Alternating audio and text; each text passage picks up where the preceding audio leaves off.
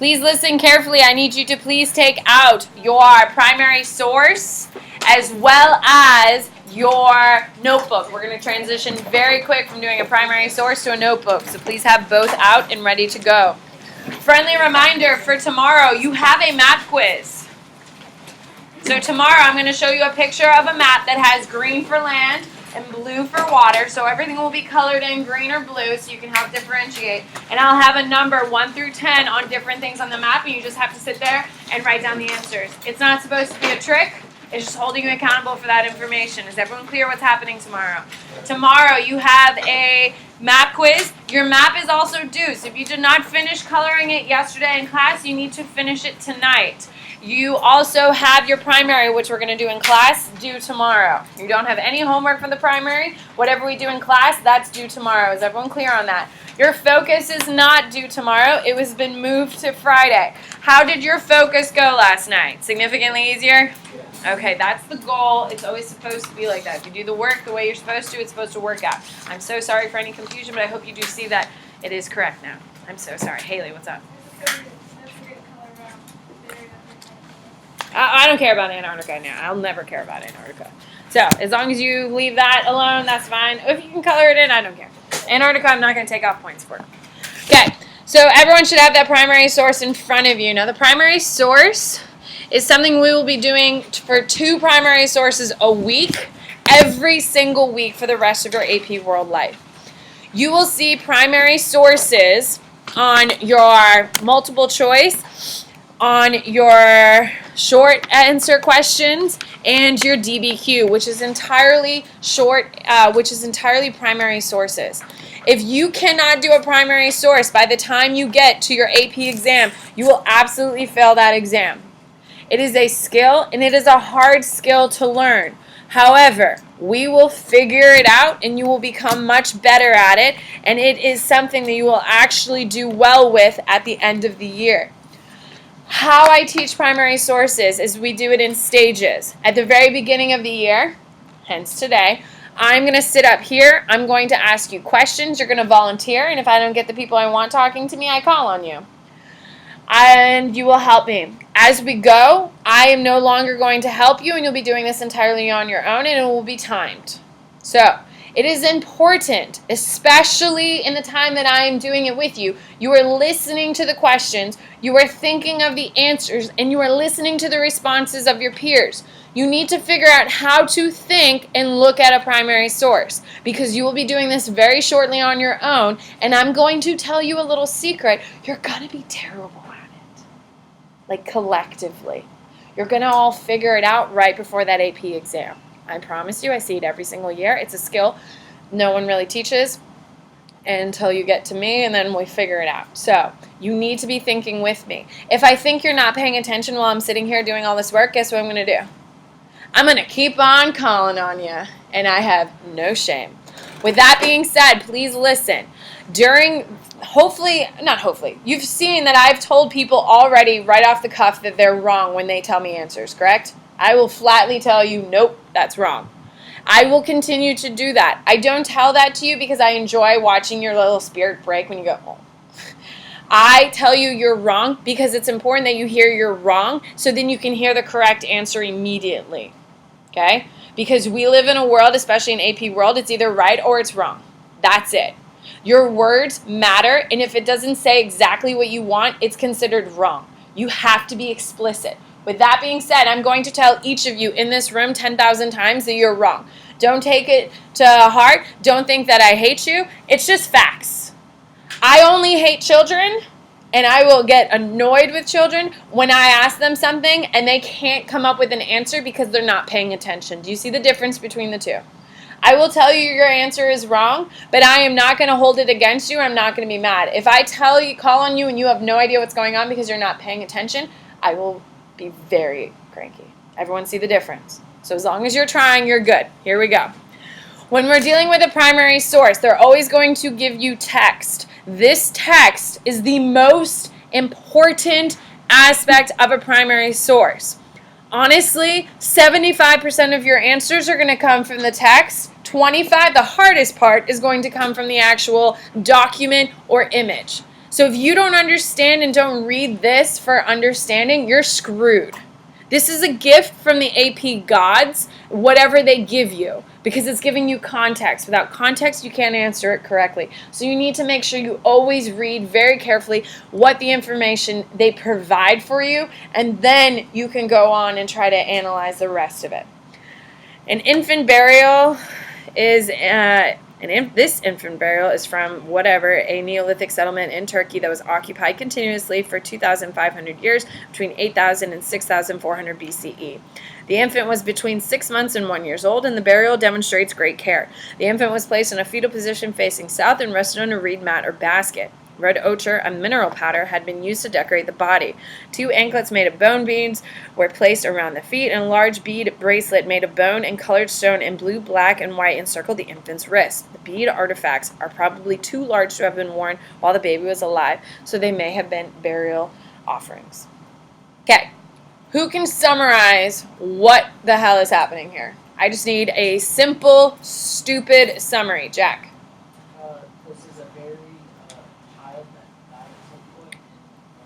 Okay, so it is a dead infant. Okay, it's a dead infant. What time period is it from? Someone, don't give me dates. Don't give me dates. Dates mean nothing to us because we're not in math class. Okay, don't give me numbers. I'm a history teacher. What is the date range? What do you got, JP? Neolithic age.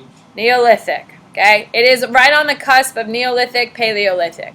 So some people are farming, some people are still wandering around. Okay, so we're right on that cusp. With that being said, what is happening in the world? So we identified what this is. We identified the time period. Now we have to figure out how do these two relate. There's a dead infant in this time period. Is this common? Is this uncommon? It's common. It is common. Who can tell me with a hand why this is common? Why, Arlie? Sanitation is poor, and also the women who like the because they didn't have enough food. Okay, so we got diseases and lack of nutrition. Perfect. Okay, we have disease. By the way, if I'm writing something down, you bet your bottom dollar you're writing it down. So, diseases and lack of nutrition is why this is very common. Okay, so let's look at the baby. Who can tell me something that's going on in this image? Let's look at the image. What do we got? Dylan? It's in the fetal position, facing south. Okay, it's facing south. Why do you think it's facing south, Dylan?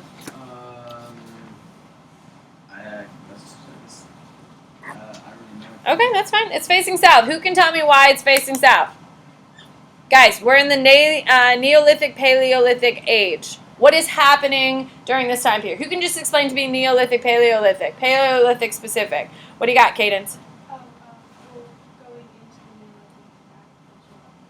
the Neolithic. Okay, going into it. But if we're in both, they're probably not farming yet, right? So what's happening if you're not farming? Hunting and gathering. So how does hunting and gathering deal with south? Who can make the connection here? Come on. They faced a dead baby south. You don't do things by happenstance. You do things on purpose. Why do you think they picked going south, Jack? Show the way they were traveling and the way they came from. Okay, so maybe in a direction. But how does south, why do people care about south if you're hunting and gathering?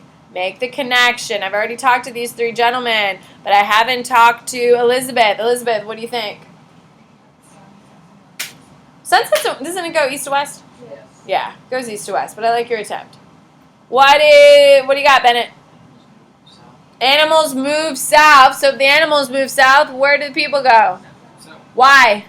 Because they need food. They need to follow the animals. So where is there the most food and warmth in the world? South. So south. Okay, the reason why the baby is facing south, because that is where? It's where food and warmth are found. Okay, so would you face a baby north? Is there anything good that really happens in the north? Ask Jon Snow, he'll tell you no. Okay, so you face the south. Okay, what else is happening in this picture? Who else can tell me? What do you got, Louisa? It's resting on a mat. Okay, it's on a reed mat. Why do you think it's on a reed mat?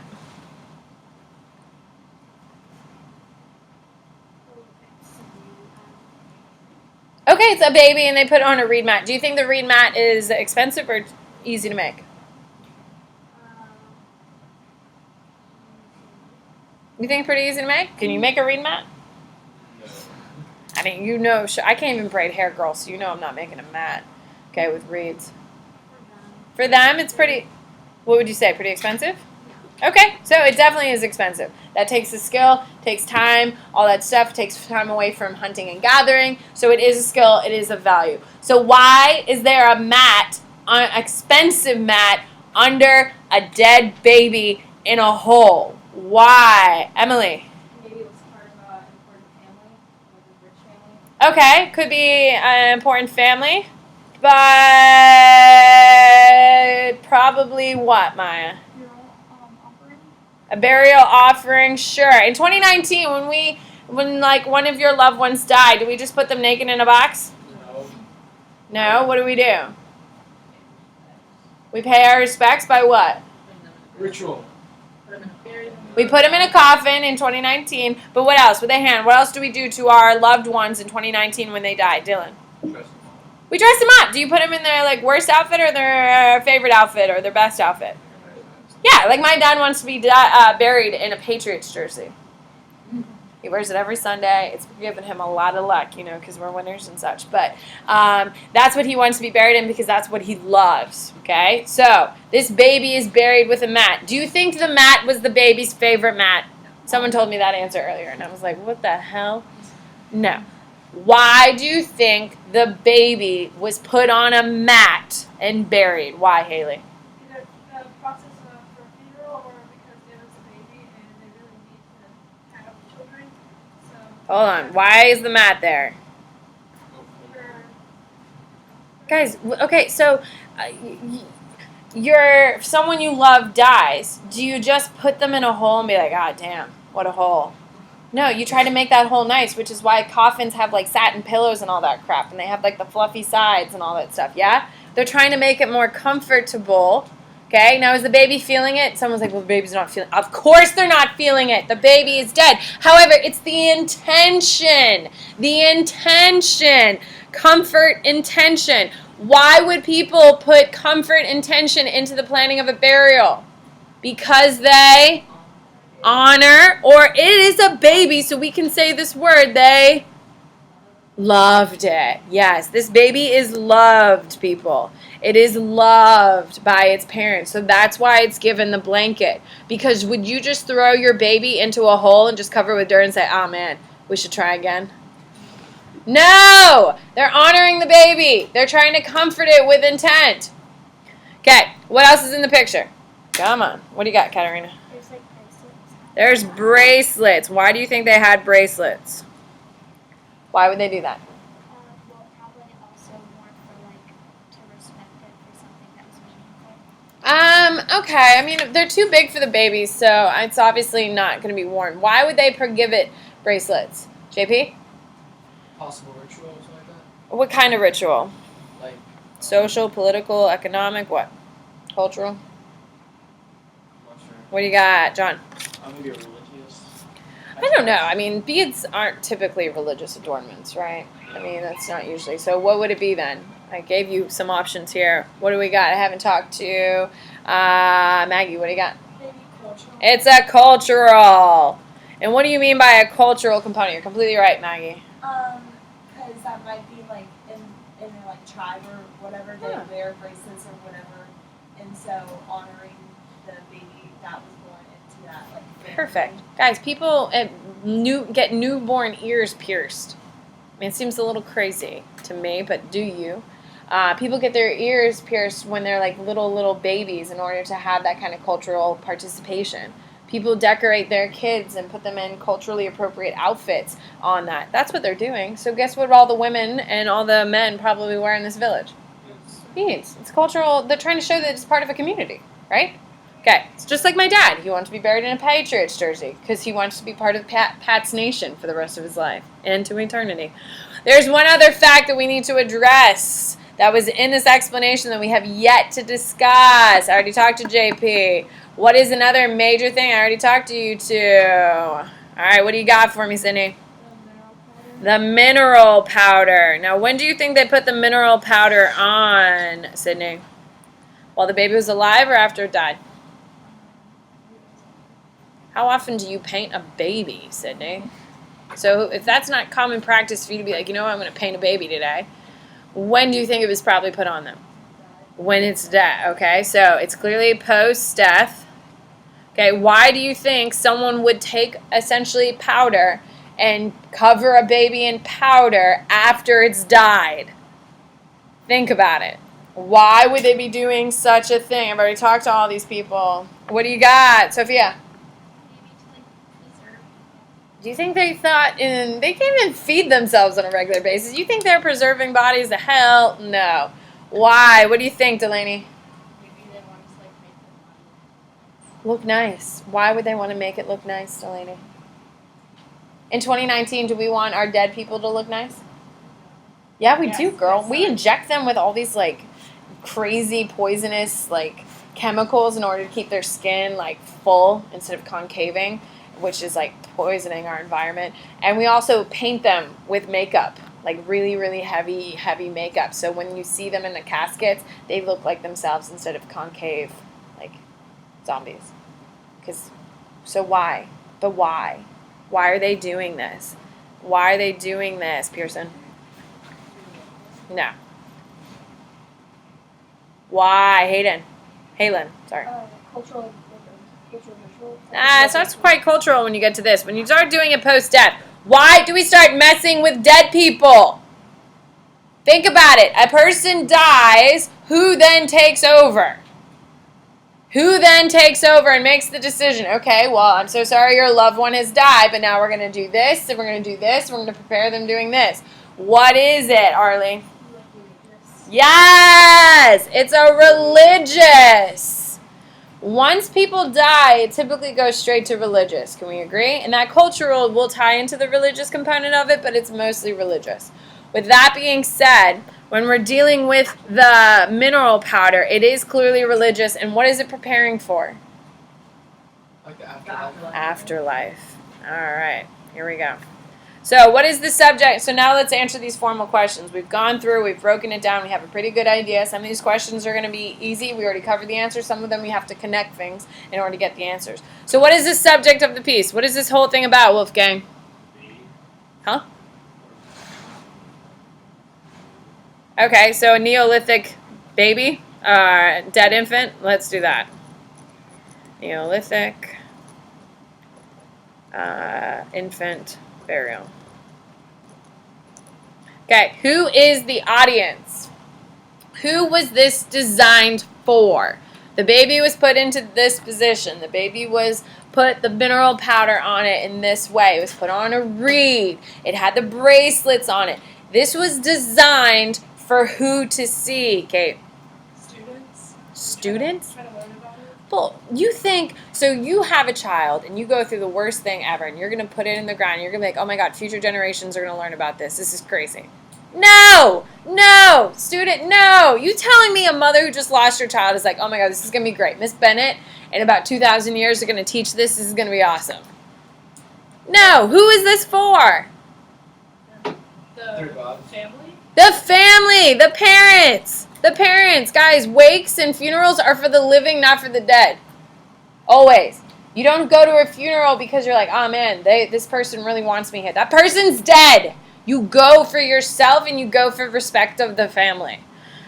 What is the purpose of this? What is the purpose of this whole thing? The reed mat, the beads, the minerals, the whole component. Bella, what do you got? But what is the purpose? Don't tell me religious purpose. What is the purpose? to like memorialize I wouldn't say memorialize. Memorialize is like you name a bridge after him or something. You know what I mean? What do you got, Dylan? To pay respects. Pay respects. I'll absolutely accept. Pay respect. And what? Guys, we have the mineral powder. What else is the purpose of this? Like, for instance, think of 2019. You go to a funeral and you go to a Christian one or a Catholic one. You have the father standing up there or the pastor standing up there doing like all of their incantation. I'm just kidding. They're doing like their thing up there. Why are they doing all of that? To help what? To facilitate what, Sam? Are you a Christian or a Catholic or what are you? You're a Christian? Okay, so when you have to have a funeral where you have a pastor serve over you. Why? Why? Cadence. To kind of like facilitate the spirit moving on. Yeah, you need a guide. You gotta yell up to Jesus, like, hey Jesus, this one's ready for you. And Jesus like, yo, bro, let's go. And then you ascend to heaven and all that stuff. I'm a Catholic. Okay? You have to have 9 rituals before you die in order to become a Catholic.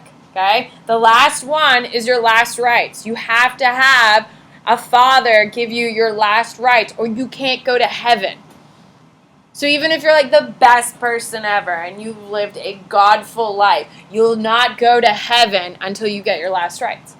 So, what is the purpose of this burial? What is it? John? Tradition. No. What is the purpose, JP? To welcome the baby to the afterlife. Yes, pay respect and send it to the afterlife. Guys, why do we bury babies and children and people with things they love and care about and do all this stuff so we can send them to a better place, right? Isn't that what we all want? Speaker, who is creating this? Now, obviously, this is an image. Who is the one facilitating this image? Who is the one who has curated everything? They're the one who put the mat down. They're the one who put the baby in the fetal position. They're the ones who put the bead bracelets, make sure everything. They're the ones who did the design. Who is it? What is your name, my darling? Graham. What is it, Graham? The family. Nope. Who is it? Who is facilitating placement? Wolfgang.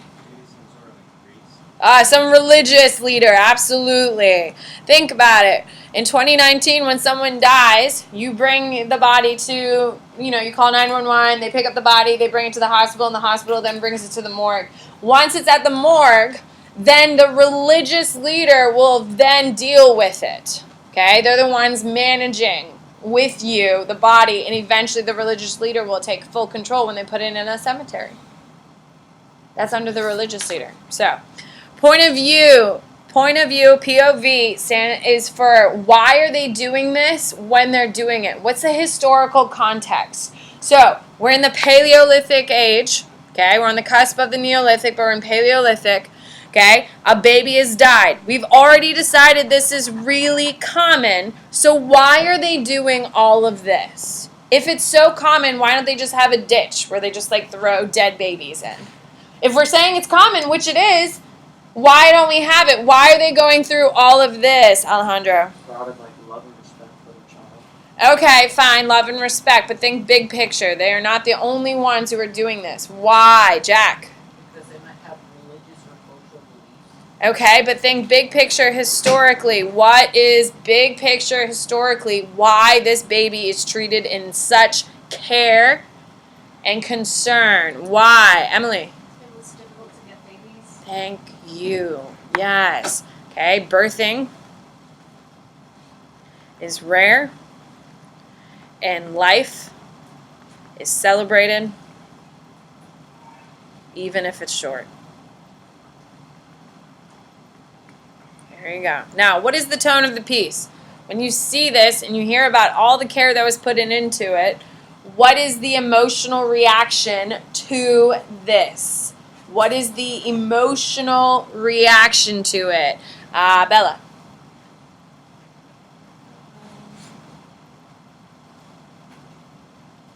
Is it yes, dance, let's party?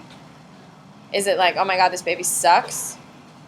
No, not that one either. So what do you think it's like? It's probably sad. Okay, it's definitely, it's a baby. Let's not forget that. What do you think, Nadia? It's depressing. It's, I guess I don't know if I would say depressing. Obviously, a death of a baby is nothing to be yes, how exciting. But I don't think it's depressing. What do you got, Alejandra? Maybe mournful. Okay, let's get away from the mournful part of it here, people. People are throwing expensive things down into the ground with this baby. What do you got? Cadence. Okay, we're just getting more depressed. Let's not be as depressed. Let's go up. Graham. Respectful. It's absolutely respectful. It is absolutely respectful. It is also sentimental. Can we agree? Yes. It is sentimental. They are taking time, Think about it. The whole tribe of people that this family who lost this baby have stopped moving to do this. Do you think this happens in a day, or do you think this happens over like a span of a week or two? A week or two, for sure. So everyone is stopped to take time to do this. You don't need an additional document. There's your first primary source. How'd it go? Went okay? All right. We are not going to do the other side. I'm going to go straight into a lecture. Tomorrow, that primary source is due. You only have to do the side we did in class. Is everyone clear on that? You do not have to do anything else. You're just turning it in tomorrow for 10 points. So if you got down everything I did, you got 10 free points. Everyone okay with that? So do not do any primary source for homework. You should be working on your focus tonight. You do have a map due tomorrow. So if you haven't finished your map, that's what I would work on. Your primary is done. You just put it in your binder. I'll collect it tomorrow. Everyone should have their notebook out and ready to go, please. On the top of your notebook, everyone should have week 1. That's where we got to yesterday, wasn't it? Perfect. So everyone should have week 1. We will be writing the week on top of it. You've got to be kidding me. Goodbye. Yes, Natalie. I will happily take that for you. Thank you.